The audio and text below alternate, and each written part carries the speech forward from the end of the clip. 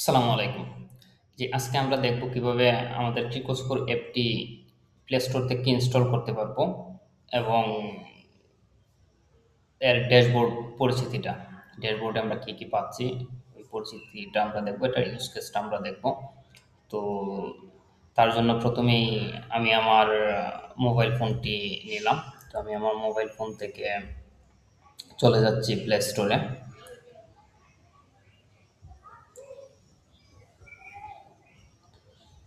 Play স্টোরে যাওয়ার পরে প্লে স্টোর থেকে আমি সার্চ করতেছি ট্রিকোস্কোর। আমি এখানে ক্রিকোস্কোর লিখে সার্চ করলাম। তো ক্রিকোস্কোর লিখে সার্চ করার পরে ওই যে প্রথমেই আমার এখানে চলে আসছে ক্রিকোস্কোর। তো ক্রিকোস্কোরে ট্যাপ করলাম। ট্যাপ করার পরে যে ইনস্টল বাটনে আমি আবার ট্যাপ করলাম। তো আমার অ্যাপটি এখন ইনস্টল হইতেছে।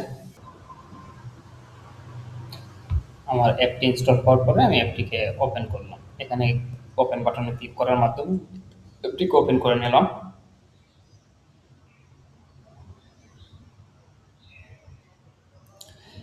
আমার অ্যাপটি ওপেন হয়েছে। তো অ্যাপ ওপেন হওয়ার পরে আমি শুরুতেই আমার যে স্ক্রিনটা আসছে আমার সামনে, এটা হচ্ছে যে আমাদের ড্যাশবোর্ড। তো এটা আমাদের অ্যাপের হোম পেজ, ঠিক আছে? তো এখানে বেশ কিছু সেকশন আছে। সেকশনগুলো আমি ওয়ান বাই ওয়ান দেখাচ্ছি। তো আমাদের যে শুরুতে যে হেডার সেকশনটা আছে, ওখানে আমাদের অ্যাপের লোগো আছে। এখানটায় আছে একটা সার্চ অপশন আছে, যেখান থেকে আমরা প্লেয়ার সার্চ করতে পারবো। আমরা যদি এখানটায় যদি প্লেয়ার সার্চ করি, আমরা এখানটায় প্লেয়ার সার্চ করতে পারবো। আবার এখানে ম্যাচও চাইলে সার্চ করা যায়, যে আমি কোন ম্যাচটাকে দেখতে চাইতেছি। ওকে। তো এরপরে আছে একটা নোটিফিকেশন আইকন। ওইখানটায় আমাদের যে নোটিফিকেশনগুলো আছে, ওই নোটিফিকেশনগুলো এখানটায় শো করবে। এরপরে একটা মোর আইকন আছে, এখানে বেশ কিছু ফিচার আছে, এগুলো আপনারা ওয়ান বাই ওয়ান দেখে নেবেন ইনশাল্লাহ। এরপরে যে সেকশনটা আছে, এরপরে আছে আমাদের ম্যাচ।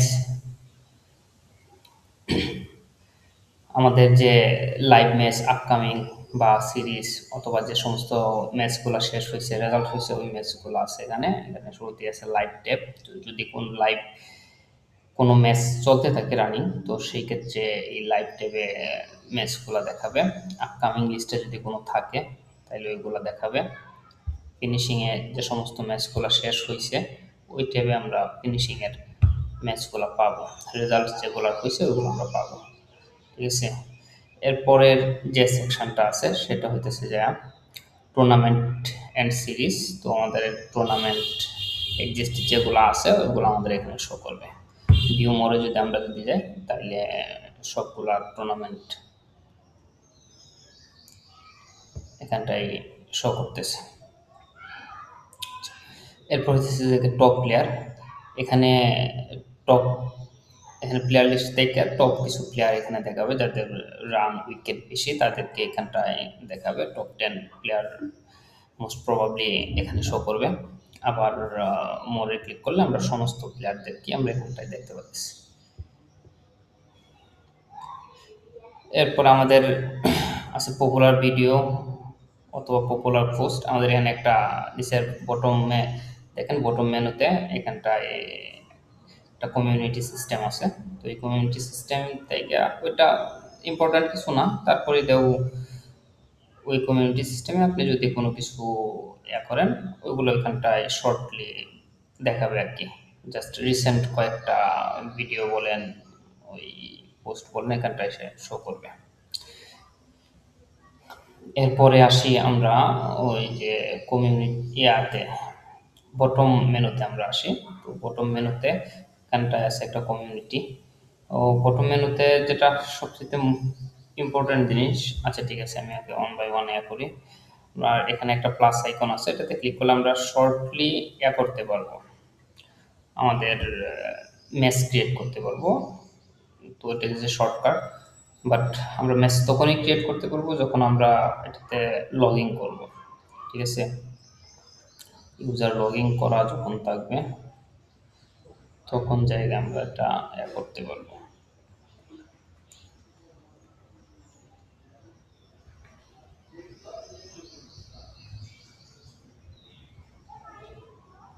আমি লগ ইন করে নিলাম, ঠিক আছে। তো লগ ইন করার কিন্তু আরেকটা হচ্ছে এইখানটায় আমরা আমি এটার আবার যদি হ্যাঁ লগ ইন করে নিচ্ছি, ঠিক আছে। এখন যদি আমি কমিউনিটিতে যাই, এখানটায় আমি কমিউনিটিতে পোস্ট করার একটা অপশন পাবো। তো আপনারা এটা একটু দেখে নেবেন। এরপরে আমি যদি এখানটায় কুইক এতে যদি ক্লিক করি, তাহলে আমার এই যে কুইক লিঙ্ক দেওয়া দিচ্ছে এখান থেকে একটা মেস ক্রিয়েট করার জন্য। আমরা মেস ক্রিয়েট কীভাবে করতে হয় সেটা তো আমরা পরে আসবো, ঠিক আছে।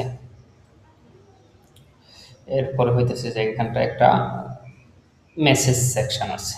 এটা এখান থেকে প্লেয়ার টু প্লেয়ার ওই করা যাবে, আপনার মেসেজগুলো করা যাবে। আপনি এখান থেকে প্লেয়ার টু প্লেয়ার চ্যাট করতে পারবেন, ঠিক আছে। এখান থেকে চাইলে প্লেয়ার টু প্লেয়ার থেকে চ্যাট করতে পারবেন।